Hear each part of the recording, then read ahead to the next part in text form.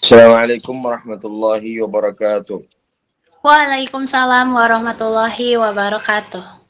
Alhamdulillahilladzi syarrafana wa faddalana bil iman wal islam. Wassalatu wassalamu ala sayyidil anam Muhammadin wa ala alihi wa sahbihi wa man tabi'ahum wa salaka ala darbihi ila yaumil mi'ad. Amma ba'du. Hadirin sekalian, jamaah sekalian yang dirahmati Allah Jalla Jalaluhu Ta'ala fi'ula. Alhamdulillah di malam kesempatan kali ini kita bisa menggali ilmu Allah Subhanahu wa taala yang dilewatkan dari baginda Rasulullah sallallahu alaihi wasallam.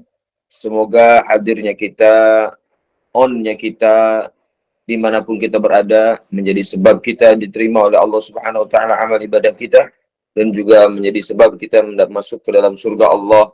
Kata Rasulullah sallallahu alaihi wasallam, "Man salaka tariqan yaltamisu fihi ilman, sahalallahu lahu tariqan ilal jannah." Siapa orang yang berjalan ke majelis ilmu, mencari ilmu, maka Allah Subhanahu wa taala mudahkan jalannya menuju surga Allah Subhanahu wa taala. Yang kedua, Rasulullah sallallahu alaihi wasallam pernah berpesan, "Thalabul ilmi fardhatun 'ala kulli muslimin wa muslimatin." Bahwasanya mencari ilmu adalah perkara yang wajib, sesuatu yang wajib bagi orang muslim laki-laki maupun muslim perempuan. Kata Nabi Muhammad sallallahu alaihi wasallam, "Innamal hilmu bittahallum wa innamal ilmu bitta'allum." Al-hilmu bittahallum, yakni kebijaksanaan, akhlak yang baik daripada bijaksana itu perlu dipelajari, artinya butuh dengan belajar. Begitu juga ilmu butuh dengan belajar. Maka majelis-majelis ilmu seperti ini, baik dalam kondisi offline maupun dalam kondisi online, harus semakin banyak kita meriahkan dimanapun kita berada. Wa kun kulla yaumin dan kita harus mengambilkan istifadah, mengambilkan faidah dari setiap langkah-langkah kehidupan kita. Ayat yang pertama kali turun dari kepada Rasulullah sallallahu alaihi wasallam adalah Iqra. Bismi rabbikal ladzi khalaq, khalaqal insana min 'alaq, Iqra wa rabbukal akram. Agama ini adalah agama Iqra, agama baca, agama belajar, agama menambah selalu pengetahuan kita, baik pengetahuan kita yang bersangkut dengan perkara dunia, mau apalagi perkara akhirat. Ada di hadapan kita yaitu musim haji. Sebagian kita barangkali ada yang berangkat, orang tuanya pergi haji, atau mungkin sebagian kita ada yang hendak berangkat haji. Yang paling afdal daripada ilmu yang kita pelajari adalah afdalul ilmi ilmul hali. Yang paling afdal ilmu adalah ilmul hal, ilmu di mana kita apa yang kita butuhkan. Ketika seorang itu ingin melakukan sholat dan belum faham bagaimana caranya sholat, maka ilmu yang paling afdal, yang paling penting, yang paling perlu buat dia adalah ilmu yang sesuai dengan kondisi kebutuhannya, yaitu ilmu sholat. Kalau seandainya ada orang ingin masuk ke dalam dunia bisnis, ingin berdagang, ingin jual beli, maka ilmu yang paling penting buat dia, yang paling afdal dia pelajari adalah ilmu jual beli, ilmu jual beli. Yang selanjutnya juga ada, jika seandainya orang ingin melakukan ibadah haji, maka ilmu yang paling afdal adalah ilmu tentang haji. Karena dia sedang membutuhkan bagaimana caranya haji yang benar. Begitu juga seandainya seorang ingin menikah, melangsungkan pernikahan, sudah ada calonnya, sudah dilamarnya, ataupun ingin dilamarnya, maka ilmu yang paling afdal yang dia butuhkan saat itu, yaitu ilmu dalam ilmu pernikahan. Berapa banyak orang masuk ke dalam pasar, masuk ke dunia bisnis jual beli, berapa orang yang masuk berangkat haji, mendaftarkan umrah, berangkat umrah, berapa banyak orang yang melakukan pernikahan. Dia tidak memahami bagaimana anjuran dan ajaran baginda Rasulullah, sehingga dia terjerat dalam keharaman sesuatu yang dilarang oleh Allah Subhanahu wa taala.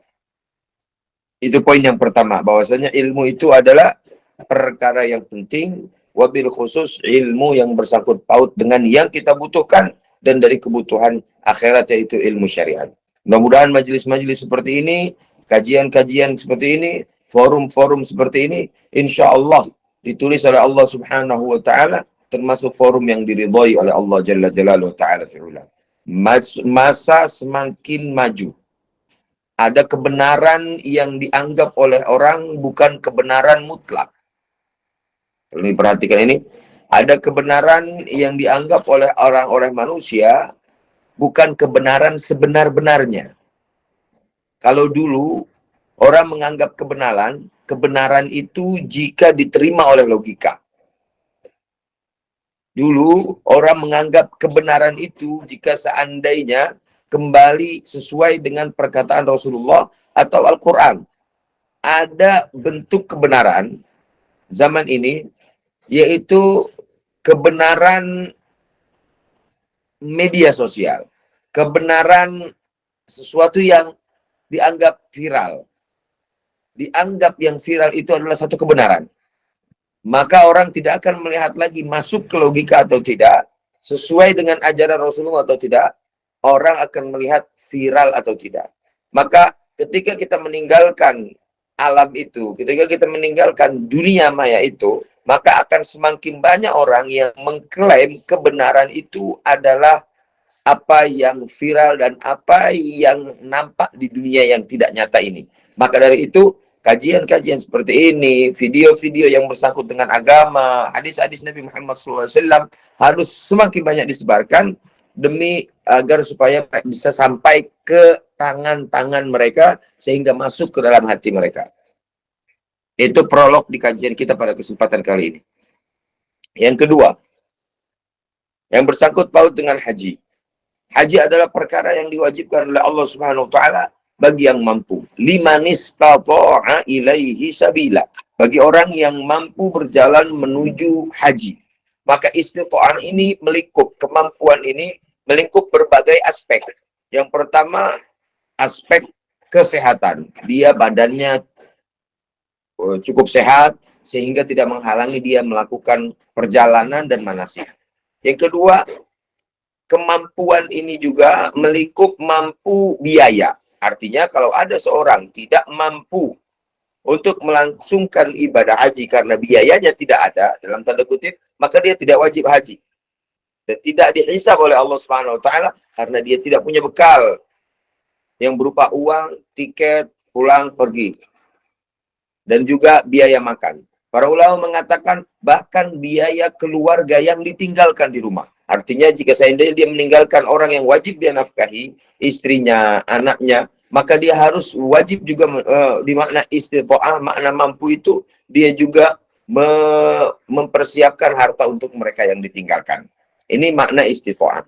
Maka para ulama ada yang menarik, ulama mengatakan, ibadah haji ini termasuk ibadah yang berat. Kenapa dikatakan ibadah yang berat? Semua ibadah daripada rukun-rukun Islam, khususnya karena ibadah yang dirukunkan oleh Allah dalam agama kita, ada ibadah sholat, ada ibadah puasa, ada ibadah zakat.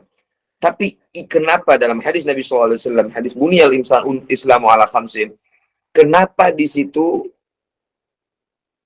ada kalimat haji, ada terusannya, liman istata'a ilaihi sabila, bagi yang mampu. Karena apa? Karena haji ibadah yang berat. Maka tema kita, haji itu ibadah spiritual rohaniah dan juga ibadah jasmaniah, yaitu anggota tubuh. Orang barangkali dia punya harta, tapi tidak punya uang, tidak punya kesehatan, terhalang untuk berangkat haji. Ada yang punya kesehatan, tapi tidak punya uang, terhalang oleh haji, terhalang bisa berangkat haji. Maka dari sini menjadi penting orang yang berangkat haji mampu dari semua aspeknya. Itu yang pertama. Para pendengar sekalian yang dirahmati Allah Subhanahu wa taala. Nabi Ibrahim begitu sedang diperintahkan oleh Allah Subhanahu wa taala di kota Mekah untuk memanggil umat-umat yang pada masa Nabi Ibrahim dan juga umat-umat yang belum dilahirkan untuk dipanggil bisa berangkat haji ke Baitullah. Kita sering mendengar pernyataan, saya belum dipanggil. Saya belum dipanggil oleh Allah Subhanahu wa taala. Maka itu kalimat sebenarnya kurang tepat. Karena pada hakikatnya kita sudah dipanggil oleh Nabi Ibrahim alaihissalam. Ketika Allah Subhanahu wa taala mengkisahkan dalam Al-Qur'an, wa'adzin fin nasi bil haji, dan panggillah orang-orang untuk melaksanakan ibadah haji. Nabi Ibrahim diperintahkan, para ulama ahli tafsir mengatakan Nabi Ibrahim berposisi di Jabal Kubais, Jabal Abi Kubais. Katakan bahwasanya Nabi Ibrahim berada di Hijr Ismail. Dengan riwayat-riwayat ulama ahli tafsir yang berbeda-beda, intinya Nabi Ibrahim diperintahkan oleh Allah untuk memanggil orang untuk datang ke Baitullah, yaitu Makkah, yaitu di depan Ka'bah. Nabi Ibrahim berkata kepada Allah, "Ya Allah, bagaimana saya bisa memanggil sedangkan mereka belum lahir?"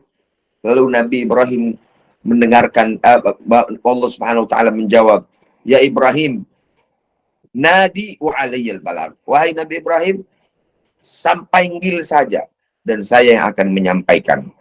Lalu Nabi Ibrahim naik dan berkata, "Ya ayyuhan nas, innallaha qad ittakhadha baitan." Bahwa saja wahai manusia, Allah Subhanahu wa taala sudah membuat rumah untuk kita ibadah. Fahajjuhu, maka hendaklah kalian untuk bisa berangkat haji ke sana. Nah, semoga yang belum cukup hartanya di antara kita bisa dicukupkan. Yang diberikan kesehatan, kita bisa melangsungkan ibadah haji di tahun-tahun yang akan datang. Atau ibadah umrah. Perlu yang kita ketahui. Poin yang ketiga, bahwasanya haji adalah merupakan satu kewajiban. Begitupun umrah. Jadi kalau ada orang yang mengatakan bahwasanya umrah itu sunnah, dalam mazhab kita, umrah adalah hukumnya wajib juga. Dalam kitab Matan Zubat dikatakan, karangan Imam Ahmad bin Rislan, al-hajju fardun wa kadza ka umrah lam yajiba fil umri ghaira marrah. Bahwasanya haji adalah merupakan sesuatu yang fardu, umrah juga merupakan sesuatu yang fardu. Saya sudah pernah berangkat haji, apakah saya harus umrah juga? Yang sudah berangkat haji biasanya sekaligus melangsungkan ibadah umroh berkali-kali, maka gugur kewajibannya. Seandainya orang yang pertama kali berangkat umroh, maka umroh yang pertama itu adalah merupakan umroh yang fardu. Maka haji fardu, umroh itu juga fardu, bukan sebagaimana sebagian kita berpandangan bahwasanya haji umroh adalah hukumnya sunnah. Ketika haji yang kedua, umroh yang kedua, umroh yang ketiga, umroh yang keempat, itu adalah hukumnya sunnah. Ya, ini bersangkut paut dengan kronologis haji dan Nabi Ibrahim alaihissalam. Teman-teman sekalian, pendengar sekalian, saya dulu pernah mengaji kepada guru saya, Syekhuna Syekh Muhammad bin Abdullah bin Ali Muhyiddin Al-Qurashi, ketika saya sedang menempuh belajar di Sudan. Ketika itu, saya pernah mengkaji kepada beliau satu kitab hadis dari awal sampai akhir yang namanya kitab Musnad Ad-Darimi. Musnad Ad-Darimi. Ini kitab hadis dengan sanad beliau dan sanadnya bersambung kepada pengarang kitab ini di tahun kurang lebih 2012. Ada satu hadis yang diriwayatkan oleh Imam Ad-Darimi rahimahullahu taala yang saya akan bacakan, dan pada kesempatan kali ini kita akan petik hikmah yang dikatakan. Qala babun fi fadlil haji wal umrah, qala akhbarana bisanadi al-muttasil ila al-imam ad-Darimi rahimahullah, qala akhbarana Abdullah bin Musa an Sufyan an Sumayn an Abi Salih an Abi Hurairah radhiyallahu an anna Nabi sallallahu alaihi wasallam qala hajjatun mabruratun laisa laha thawabun illa al-jannah. Haji yang mabrur, kata Nabi, tidak ada ganjaran yang pantas untuk orang yang berangkat haji mabrur illal jannah, kecuali surga Allah Subhanahu wa taala. Maka ada sebagian orang-orang yang wafat setelah melaksanakan haji. Itu adalah orang-orang termasuk orang yang beruntung karena setelah dia melaksanakan haji, kalau hajinya diterima oleh Allah Subhanahu wa taala dan termasuk haji yang mabrur, maka ganjarannya adalah surga Allah Jalla Jalaluhu wa ta'ala fi'ula. Wa umratani tukaffirani ma bainahuma min adh-dhunub. Dan 2 kali umroh, artinya dia umroh tahun ini, lalu dia umroh lagi tahun depan, tukaffirani ma bainahuma min adh-dhunub, menghapus, menggugurkan dosa-dosa di antara 1 tahun itu. Kalau tahun 2024 dia umroh, lalu dia umroh lagi di tahun 2025, maka antara 2024 dia umroh dengan 2025 umroh dia, diampuni dosanya oleh Allah Jalla Jalaluhu wa ta'ala fi'ula. Itulah begitu besarnya karunia bagi orang yang bisa melaksanakan haji dan bisa melaksanakan umrah. Mudah-mudahan kita semua dimudahkan oleh Allah Subhanahu wa taala bisa melaksanakan haji dan bisa melaksanakan umrah. Itu dulu mungkin yang bisa saya sampaikan di pada kesempatan kali ini. Barangkali ada sesi tanya jawab atau bagaimana, silahkan saya kembalikan ke MC. Alhamdulillah, terima kasih banyak Ustadz. Baik, itulah penyampaian materi dari Ustadz Al-Jais. Semoga apa yang disampaikan oleh beliau bisa bermanfaat untuk kita semua. Amin ya rabbal alamin. Untuk teman-teman yang ingin bertanya boleh angkat tangan, dan kalau bisa teman-teman juga chat di kolom chat. Nanti biar saya bacakan, ditanyakan kepada Ustadznya. Oke teman-teman, siapa yang ingin bertanya? Silahkan.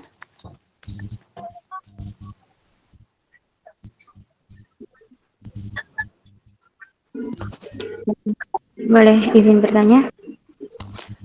Boleh, silakan. Assalamualaikum warahmatullahi wabarakatuh. Waalaikumsalam warahmatullahi wabarakatuh. Waalaikumsalam warahmatullahi wabarakatuh.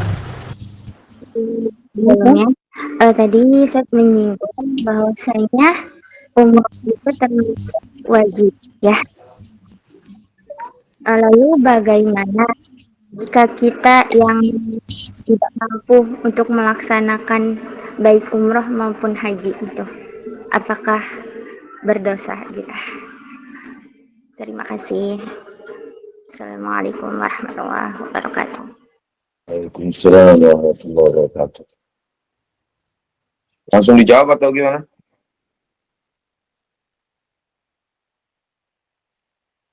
Baik, saya jawab. Pertanyaannya pertama, kalau seandainya umroh tapi saya tidak sanggup berangkat umroh. Tadi, kalau seandainya tidak sanggup berangkat umroh, maka tidak menjadi tuntutan dari Allah Subhanahu wa taala karena dia tidak mampu. Ibadah semua ini bagi yang mampu. Kalau kita tidak mampu, tidak wajib. Bahkan haji pun tidak wajib. Bahkan banyak para ulama besar dalam mazhab kita yang tidak pernah haji karena ketidakmampuan, keterbatasan materi dan juga keterbatasan jarak yang sangat jauh. Jadi tidak guna gulana. Tapi tolong kerjakanlah amalan-amalan sunnah yang disunnahkan oleh Rasulullah SAW, ganjarannya seperti haji. Nah, ini penting. Ini menjadi penting. Ada bukan sama dengan haji, seperti pahala haji. Seperti kita ketika pagi hari, coba kadang-kadang kita di pagi hari itu untuk duduk di rumah, untuk duduk di masjid atau di musola yang ada di rumah. Kita duduk setelah sholat subuh, kita duduk lalu kita berzikir, kita baca Quran, atau baca apa saja yang kita ingin baca daripada zikir-zikiran. Setelah itu kita tidak keluar dari tempat kita, tempat ibadah subuh kita di masjid atau di musola yang di dalam rumah kita, kecuali dalam kondisi matahari sudah naik. Lalu kita melaksanakan sholat duha sebanyak 4 atau 8 rakaat, maka itu seperti pahala orang yang haji. Maka dari itu, kalau kita belum sanggup haji, lakukanlah ibadah-ibadah yang berganjar seperti haji. Itu ya. Baik, Ustaz. Syukran atas jawabannya. Baik, Kak. Boleh dilanjutkan. Baik, ada yang bertanya lagi. Ustadz, ini dari Kak Nurdini. Boleh Kak Nurdini ingin bertanya? Kami persilahkan. Oh, sepertinya gak ada ya Kak Nurdini. Oh, ada. Ingin bertanya silakan Kak Nurdini. Assalamualaikum Guru, mohon izin bertanya. Ya, Dini. Sehat Guru? Alhamdulillah. Guru, ini ya doanya apa Guru? Biar supaya bisa haji umroh gitu. Gitu aja Guru. Doanya gitu. Yang bisa kita baca gitu setiap waktu, setiap sholat gitu. Terima kasih Guru. Ya. Dini dari Tangerang.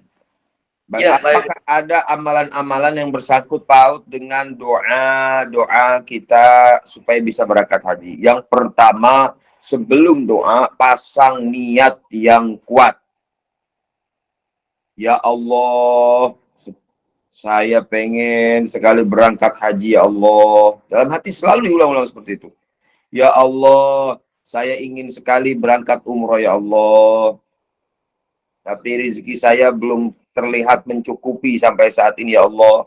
Lalu lepaskan itu di dalam hati kita, kita serahkan kepada Allah supaya Allah yang mengaturnya. Banyak kisah-kisah orang nggak punya harta, tiba-tiba ada yang mengajak haji. Orang nggak punya harta, tiba-tiba ada yang mengumrohkan. Itu banyak ceritanya. Yang pertama, lebih penting daripada amalannya atau zikirannya atau wiridannya adalah pasang niat tekad yang kuat.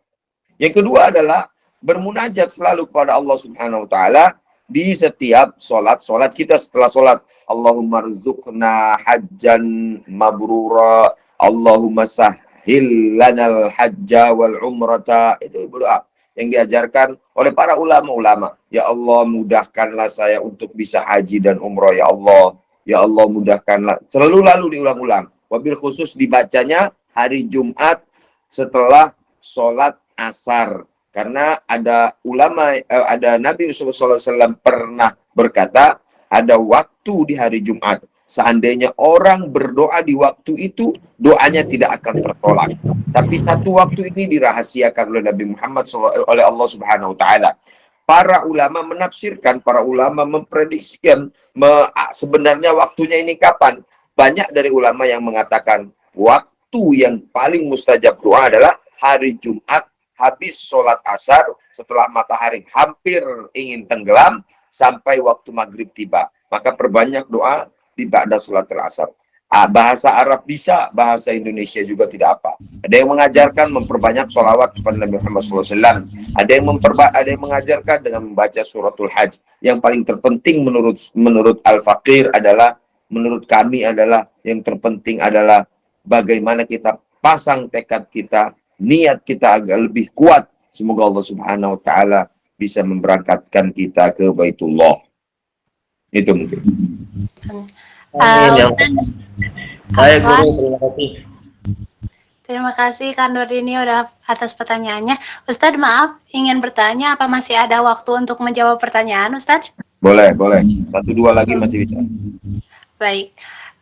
Ini saya bacakan dari kolom chat, Ustadz. Masya Allah pertanyaannya. Bismillah, Ustadz. Afwan, izin bertanya, apa boleh berhaji demi konten dan konten ketika berhaji? Mohon penjelasannya, Ustadz. Terima kasih, Kak Siti, pertanyaannya. Qala Allah Ta'ala wa ma umiru illa liya'budullaha mukhlishina lahuddin. Wa ma kita diperintahkan oleh Allah Subhanahu wa taala untuk melaksanakan ibadah-ibadah kita itu dengan ikhlas hanya karena kebutuhan kita sebagai hamba kepada Allah Subhanahu wa taala. Qala Rasulullah sallallahu alaihi wasallam dalam hadis riwayat Imam Al-Bukhari rahimahullahu taala, qala Rasulullah sallallahu alaihi wasallam, innamal a'malu binniyat wa innamal likulli imri'in ma nawa. Bahwasanya semua itu tergantung terhadap niat. Ibadah kita dorongannya apa? Fa inna likulli imri'in ma nawa. Karena seorang itu akan ditimbang, dihitung dan juga dihisab ataupun dipandang oleh Allah sesuai dengan apa yang mereka niatkan. Maka dari itu, jagalah hati baik-baik agar tidak terus hubungi oleh kebutuhan-kebutuhan hajat duniawi atau kebutuhan-kebutuhan viral atau kebutuhan-kebutuhan konten. Kita jauhkan. Adapun seandainya itu dibarengi, Al-Imam Al-Ghazali rahimahullah ta'ala pernah berkata, Al-Imam Al-Ghazali rahimahullah ta'ala pernah mengutip pernah terkutip di dalam kitabnya ketika ditanyakan, boleh nggak orang sambil berangkat haji sekalian berangkat umroh, dia juga bisnis dagang. Nah, ini kan berarti berbarengan antara duniawi dengan ukhrawi. Al-Imam Al-Ghazali memaparkan bahwasanya boleh saja selama tujuan ukhrawinya masih lebih dominan daripada tujuan duniawinya. Itu mungkin bisa diserap apa yang disampaikan. Terima kasih. Oke, Ustadz, satu pertanyaan lagi ya, teman-teman. Mungkin dari teman-teman ada yang mau bicara atau mau saya bacakan yang di kolom chat aja? Assalamualaikum Kak.